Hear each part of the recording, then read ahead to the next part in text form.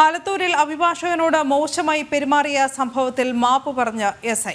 ഹൈക്കോടതിയിൽ മാപ്പ് അപേക്ഷിച്ച എസ്ഐ റനീഷ് പുതിയ സത്യവാങ്മൂലം സമർപ്പിച്ചു. റനീഷിനെതിരെ എടുത്ത നടപടി സംബന്ധിച്ച് സംസ്ഥാന പോലീസ് മേധാവിയോട് വിശദീകരണം നൽകണമെന്ന് കോടതി നിർദ്ദേശവും നൽകി കഴിഞ്ഞു. രേഷ്മ ബാബു കൂടുതൽ വിവരങ്ങളുമായി ചേരുന്നു. രേഷ്മ, വാർത്തയുടെ കൂടുതൽ വിവരങ്ങൾ.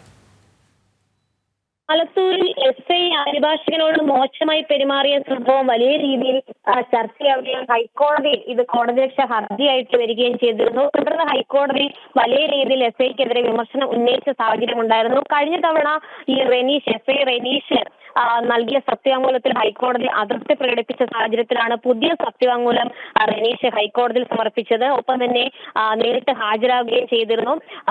എസ്ഐക്കെതിരെ എന്ത് നടപടിയെടുത്തുവെന്ന് സംസ്ഥാന പോലീസ് മേധാവി അറിയിക്കണമെന്ന് ഹൈക്കോടതി ഇന്ന് നിർദ്ദേശം നൽകിയിട്ടുണ്ട്.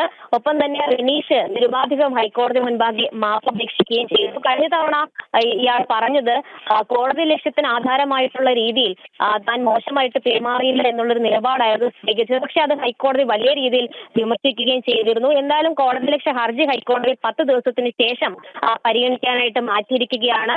എസ്ഐക്കെതിരെ എന്ത് നടപടിയാണ് സ്വീകരിച്ചത്, വകുപ്പ് തല നടപടി സ്വീകരിച്ചെങ്കിൽ അത് ഏത് വിധത്തിലെത്തി, എങ്ങനെയാണ് തുടങ്ങിയ സംഭവങ്ങൾ അല്ലെങ്കിൽ അതുമായി ബന്ധപ്പെട്ടുള്ള വിശദാംശങ്ങൾ DGP അടുത്ത തവണ ഹൈക്കോടതി മുൻപാകെ വ്യക്തമാക്കുകയും വേണം.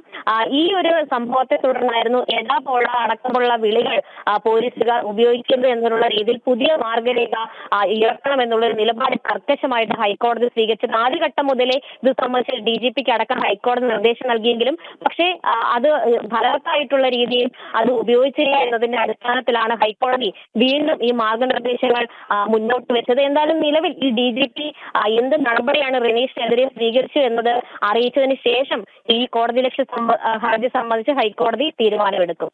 അനു, ആലത്തൂരിൽ അഭിഭാഷകനോട് പോലീസുകാരൻ മോശമായി പെരുമാറിയ സംഭവത്തിൽ എസ്ഐ റനീഷ് പുതിയ സത്യവാങ്മൂലം സമർപ്പിച്ചിരിക്കുകയാണ്. റനീഷിനെതിരെ എടുത്ത നടപടി സംബന്ധിച്ച് സംസ്ഥാന പോലീസ് മേധാവിയോട് വിശദീകരണം നൽകണമെന്നുകൂടി കോടതിയുടെ നിർദ്ദേശമുണ്ട്. വിശദാംശങ്ങൾ നൽകുകയായിരുന്നു രേഷ്മ ബാബു.